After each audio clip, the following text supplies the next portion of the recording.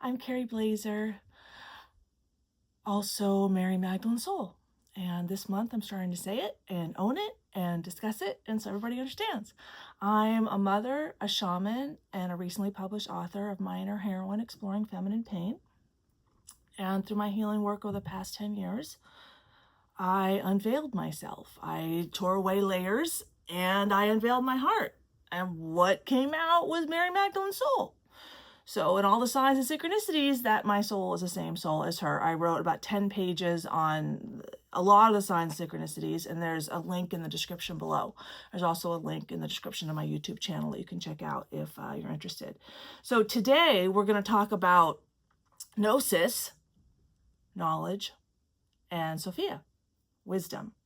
Now, in Israel, at that time, 2,000 years ago, so I'm talking about Jesus and Mary, and oh, yes, I know who Jesus is. He's the head of global security at GoDaddy, JC. Those are his initials this lifetime, too. So you can look him up if you want, but he can speak for himself. So I'm sitting here in my garage in Ventura, California, and on September 14th, my intuition told me to start making these videos. Well, on September 15th, because I don't know Christianity, I have a master's degree in East Asian religious studies. I speak Chinese and learn classical Chinese, not Hebrew, biblical Hebrew, Aramaic, Greek, nothing like that. But my ex-husband is Israeli, and we met in Tibet after I got my bachelor's degree in Chinese and religious studies. Now, of course, he knows biblical Hebrew, but I never learned it. I lived in Israel, never went to Jerusalem, speak a little Hebrew. You know, I can order food. I can order shawarma, you know, some hummus. You know, I got the basics, the falafel. I know where to go to the best falafel in Haifa. I know where to go to shawarma. I know important things, but I don't speak Hebrew. So in unveiling this and kind of, I mean, I even Googled one day this last June, my birthday is June 25th, did Jesus have a wife? Okay, so, and then kind of wondering, well, why wasn't Mary Magdalene supported? Why was she suppressed? Why is there a masculine God that is just masculine, but he creates and creation is feminine? And why isn't there masculine and feminine balance? And, you know, all of these ideas are coming into my head about, you know, and why do we have the patriarchy, you know, and why are women still complaining that we're not equal? So is there something in the energy that we're not equal? Because ask most women, they will say we're not equal. Okay, so there's a problem. If it's in the energy, it's in the energy. And so, you know, and I've made several other videos, but in this video, I want to talk about gnosis and Sophia. So gnosis is wisdom, is knowledge in Greek, and Sophia is wisdom.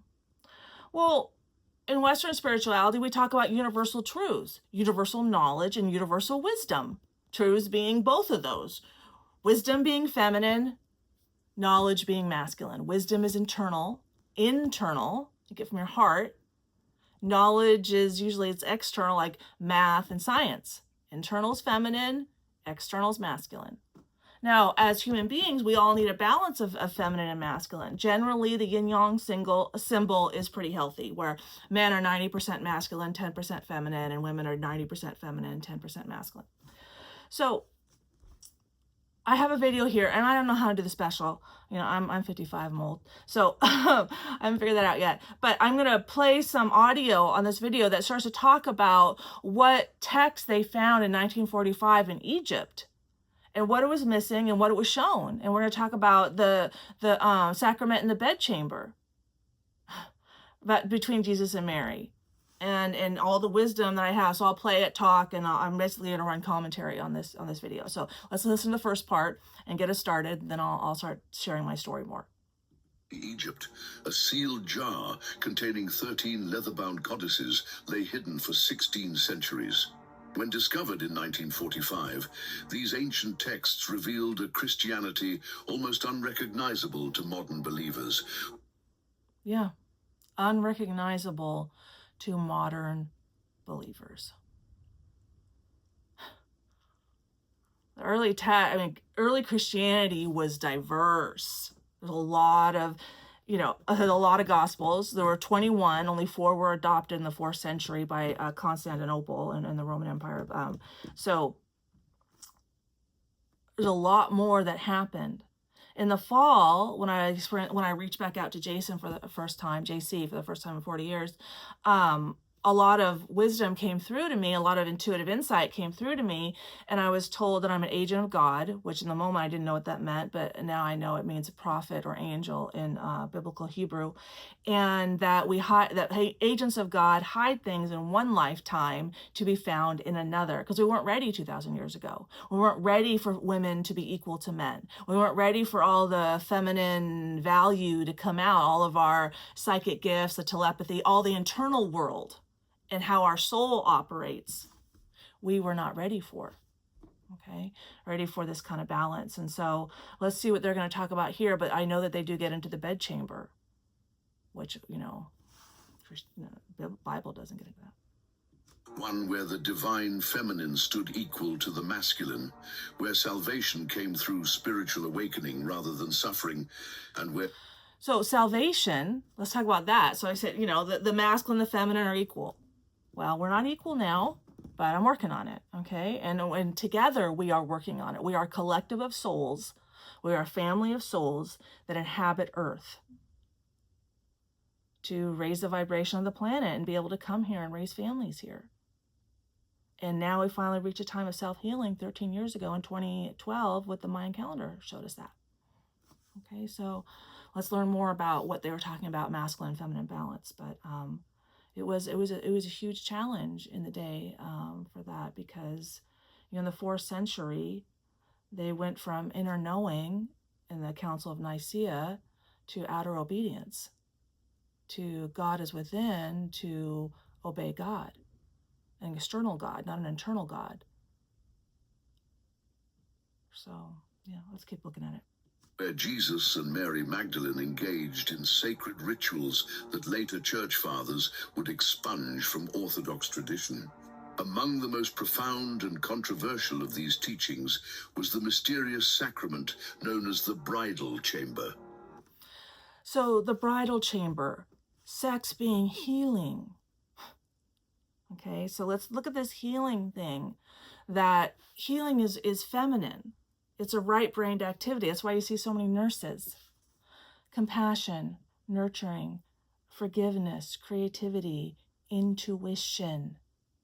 Intuition is key to healing during sex. Because when you make love and you're so open, your energy is so connected, and the man is inside of the woman. I mean, men are literally inside of women. And so what comes out of the woman's mouth is exactly what he needs to hear, to heal, to see himself. Additionally, the sperm in shamanic traditions in the Americas, the man brings us their problems, and that's how we process their emotional pain, is through sex, through the bedchamber, through a married bedchamber. I mean, I received the wisdom in 2023, monogamy is the path to enlightenment. And that morning while meditating, I asked the universe, because I've helped I've helped some red pill men, Andrew Tate through a personal relationship with his best friend, Justin Waller, 2 decorated Fire Academy instructors, 164, 167, before I went back to JC. And he is former FBI, currently head of global security. Go Daddy. So, facing these, men within the top 1%, and the challenges that they have, and the challenges that I have, and the union of masculine and feminine, and what that means, and what I'm exploring today is, we can only be here if we have both masculine and feminine. Can't create babies without either one of them. And right now we're creating babies while treating women like men. So what's happening? The kids are mentally ill. 50% of kids do not have a secure attachment to self because of our masculine-feminine balance problems. And as they get into in this video, that's the divine that we're here to heal. And that's what I've been seeing for the past year, because last fall, after I reached out to JC, I also downloaded some more wisdom. I was, the connection with him was like so much more intense than the others. That I'm like, who is this? What? Because I barely remembered him from my childhood. I just repressed my memories severely. I barely remember. Barely remember much from my childhood, and I especially barely remember him. But he's profound in my life. So yeah. So what the wisdom that I was shown is how masculine and feminine souls are created. And so I was told that originally both masculine and feminine characteristics were housed inside of one soul. And if that one soul is a universe, a microcosm of the whole universe. And then we wanted to expand to see ourselves. And the best mirror is your opposite.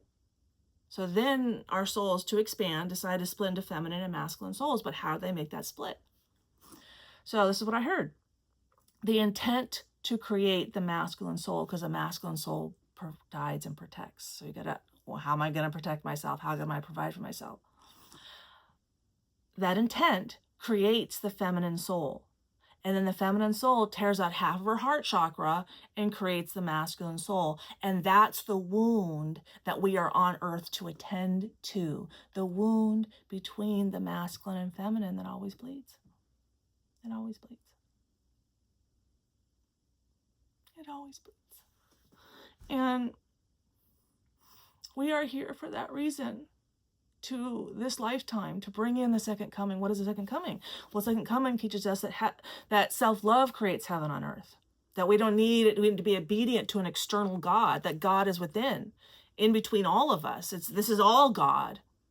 We're of God. We are not below God. He or she or it or whatever you want to call it is not above us. We are God together. Like I agree with Neil Donald Walsh, who wrote Conversations with God. That God is our collective of souls and the collective plan. Because our souls have a plan for the earth. Like we don't just come here and go, oh, what the fuck, whatever, drink some Coronas.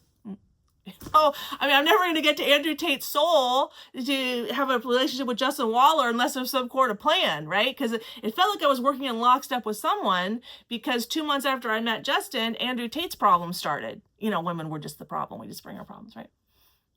What I didn't know is that JC got the job at GoDaddy 1 month before I reached out to Justin, and the FBI regularly engages in internet censorship. The first time I went to the GoDaddy website, my first intuitive instinct read was, it's a front. And then last fall, I heard a lot about BDSM contracts, and BDSM.com is registered to GoDaddy. What do you know? Weird. So getting back to the point between masculine and feminine, Gnosis and Sophia, the bedchamber, what I call soul sex in my book, is how I healed myself and saw myself and how I really submitted inside that energy. And because it's a fantasy. So I would talk to these men's souls. I never went on a date with any of them, including Jason in my childhood. He was ASB president of a high school of 2,000 kids, and I wouldn't let him talk to me. I had to say no to save us because we would have been dangerous together. My trauma of my childhood and my voice could have gotten me because he lacked self-control from his childhood trauma. Oh, he's a spaz. Total spaz. I have pictures of it in high school yearbook. So total spaz, got himself together, Air Force Academy, MBA. He did fine, but yeah, he was a spaz. So let's listen to a little bit more of this and then, the soul sex thing. Okay, so soul sex, this is what I call it. So in 2022, the Nobel Peace Prize proved that 2 aspects of the universe, the smallest aspect, particle being a quanta, can form an entanglement from anywhere and instantaneously impact each other. So this whole you got to travel to get somewhere, our souls can already connect. That's how technologically advanced our souls are. If you want to call it technology, but that's how advanced our souls are. That's how we have telepathy. It's how I can talk to souls anywhere in the universe as long as I have a connection through their heart.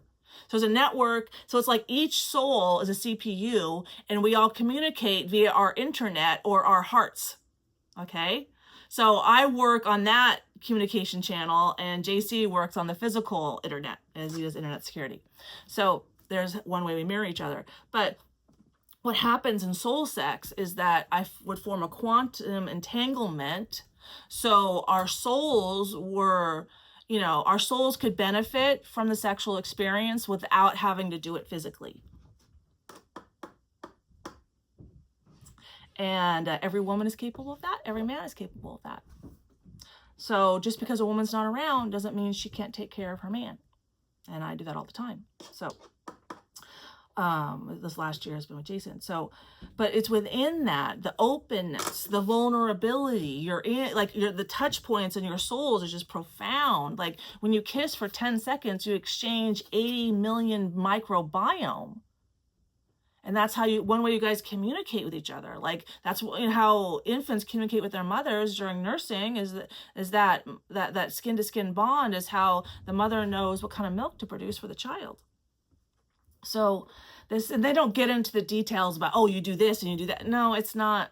You love on each other, you hold space for each other, you're monogamous with each other. That's why Christianity, monogamy. The monogamy inside of Christianity speaks to the bedchamber ritual sacrament.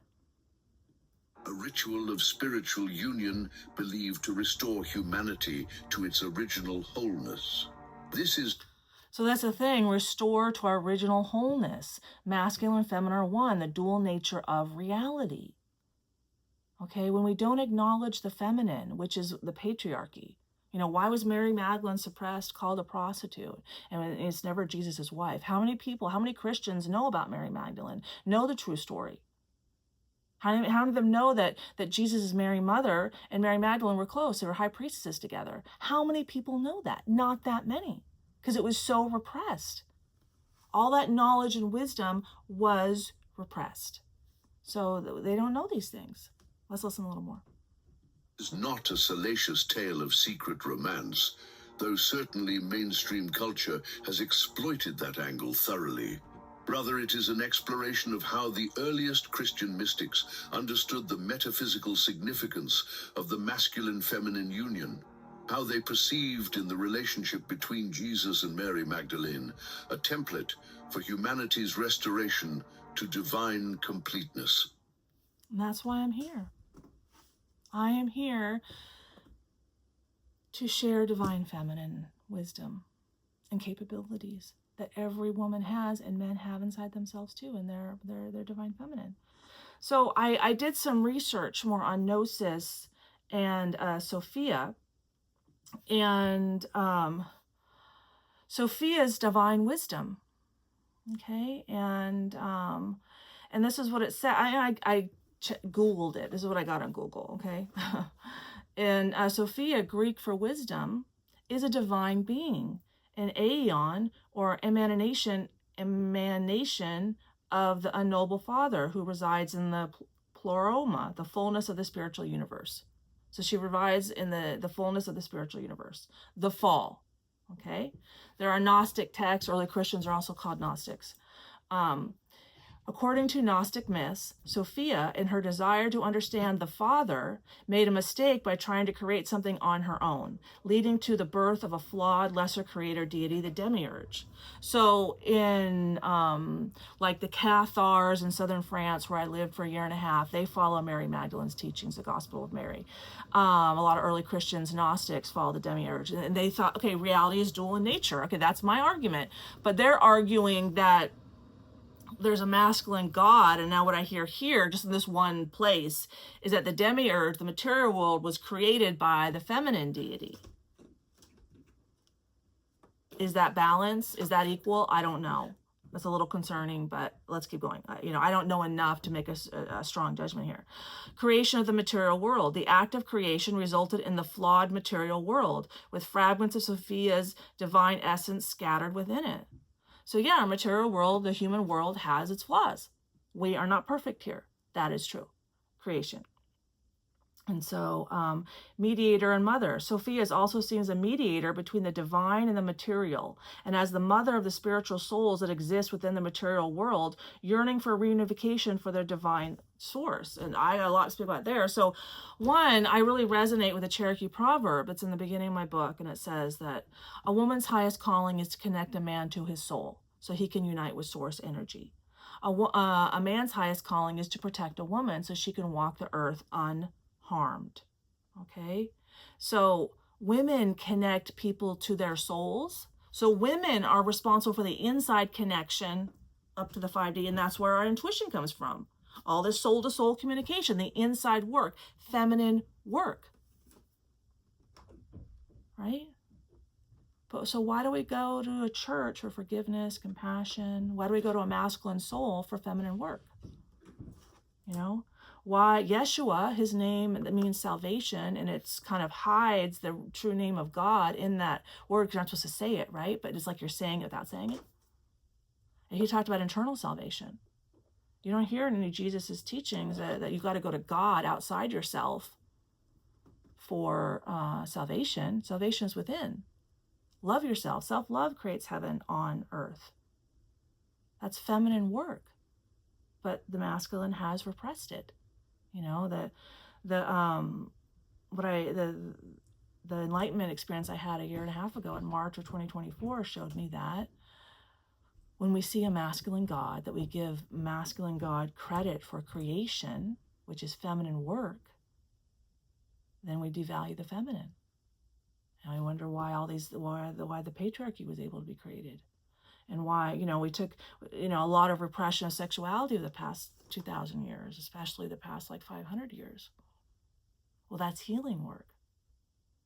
Well, if men are told to go to church for healing, how are women healers?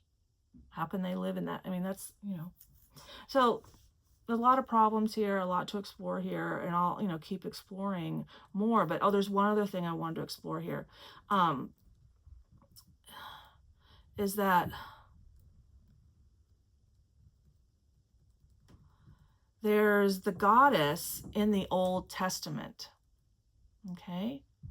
And the Bible has references to the goddess, and I'll put this website below too. For some of them, you have to go back to older sources than the King James Bible because of the different translations, right? Such as the Wycliffe Bible, or even better, the original Gospels, because in the 4th century, the Council of Nicaea only accepted 4 of the 21 Gospels. She speaks from the book of Proverbs. She speaks in the Wycliffe Bible. From without beginning, I was ordained. From eld times before the earth was made, I was making all these things with him.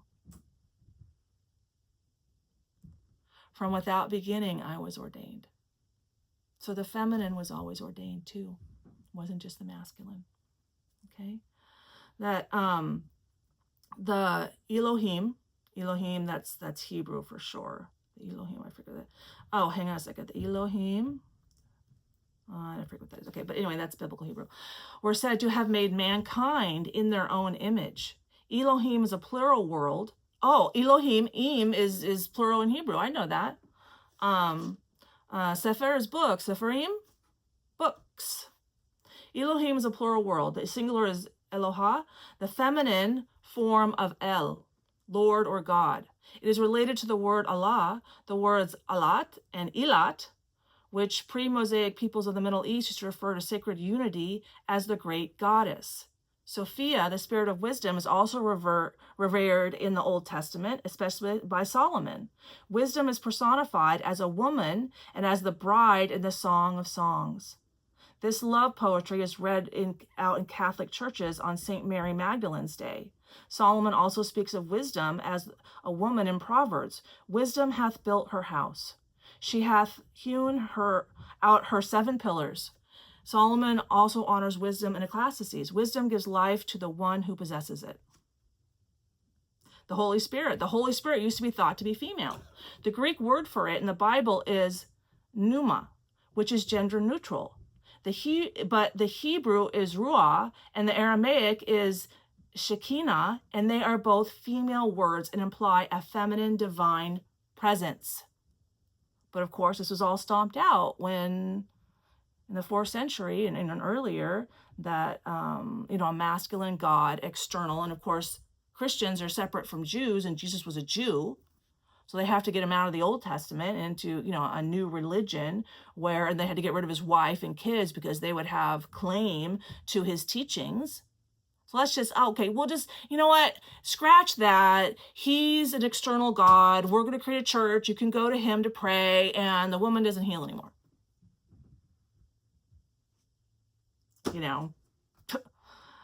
Okay.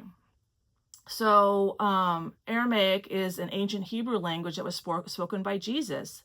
Shekinah appears in sacred texts as the Holy Spirit, spoken of in the Talmud as the manifestation of God in the physical plane. She creates, so that makes sense. Shekinah was depicted as arguing for compassion towards humans. Oh, compassion, femininity. Originally, the Shekinah were female entities who embodied wisdom. Wisdom, again, Hokoma in Hebrew, is more widely known in the Greek Sophia. Wisdom. Women. A lot of religion has wisdom. And what I just keep being shown over the past year is that, at home, wisdom, women would channel, which is their, women are the connection to God at home, per the Cherokee proverb. And then the men write it down, the scribes, because they don't have a strong, most men do not have a strong connection as a woman do to the divine. Like women, we channel life. We channel the soul for the next kids. And we don't get wisdom? We don't have, how can we not be extra connected to source when we're the ones channeling the souls and giving birth to kids? How does that make sense? It fucking doesn't. It fucking doesn't. But here I am arguing it out in my garage to my computer, to my cell phone, taping me because I got to face Christians. I also got to face Buddhists. They're equally messed up, okay? The goddess in the New Testament. When Jesus said to honor your father and mother, he wasn't talking about Joseph and Mary, his parents. When they came in and someone told him his parents were here, he denied it, saying they were not his parents. He was talking about honoring his heavenly father and mother. Mother. The Wycliffe Bible, the first complete English Bible, which predates, so in Matthew's Gospel and the Wycliffe Bible, Jesus says, worship thy father and thy mother, and thou shalt love thy neighbor as thyself. Love everybody. Love everybody. Mark's gospel also says to worship them in the Wycliffe version. And in Matthew, Jesus says, he hath not worshipped his father or his mother, and ye have made the commandment of God void in your tradition. Both. If you don't worship both, if you don't honor both, the commandment of God is void in your tradition. And that's what I saw in March of 2024, that when we make God singular, that creates the patriarchy and both are not honored. Okay, like women have left the center of the home to work and be men. And who's taking care of the kids? Oh, wait, 50% of kids do not have a secure attachment to self. Here we are. There's a role for women and men. There's a divine way. There's a way of things. 1 + 1 = 2. It will always equal 2. Our souls are a microcosm of the macrocosm of the universe. All the wisdom is my heart and is in everyone else's heart. I mean, getting a graduate degree in East Asian religious studies, I thought about interviewing the Buddhist nuns, and they really liked that idea, the professors there. Oh yeah, go in there and get the wisdom they have. As if it's not in my own heart. Well, that never happened. I never got a PhD. I had kids instead. I didn't get in. And this is what I needed. And then 30 years later, doing my own healing work, I experienced an enlightenment several times and find the wisdom inside my own heart. There I am in a highly valued University of California at Santa Barbara religious studies department. And no one there can tell me that the wisdom I'm looking for is in my own heart. Like, what the fuck are they doing over there? They can't share that with me? Like, what the? I mean, if anything's important, that's pretty important. But, I wasn't taught that. Anyway, I'm going to stop it here. I'm going to keep making my videos, keep talking, keep getting it out. This is how I educate myself. This is how I share my wisdom with the world. And I encourage you to check out my book. I share all of my healing wisdom, and I hadn't explored Mary Magdalene yet, so she's not in it. And Jesus is in it once, because in 2021 was the first time I truly prayed to Jesus, and my Mary Magdalene's voice came out. And at the time, of course, I didn't know that the Cathars had a prophecy that she would return in 2021, exactly when I prayed to Jesus, and my voice came out and my healing gifts came out. Oh, what do you know? So get the book, heal, and when you're in my energy, I will, so there's this metrodome experiment. Since we all have energy bodies, laws of physics apply. So if you spend time in my energy, then my energy is very fast moving, and you will naturally align to my energy, which means I will help you experience love, compassion, and eventually enlightenment. So check it out, and you can send me an email if you have any questions. All right, please like and subscribe to the channel. I appreciate it, and I'll be back later with more wisdom. Okay, bye.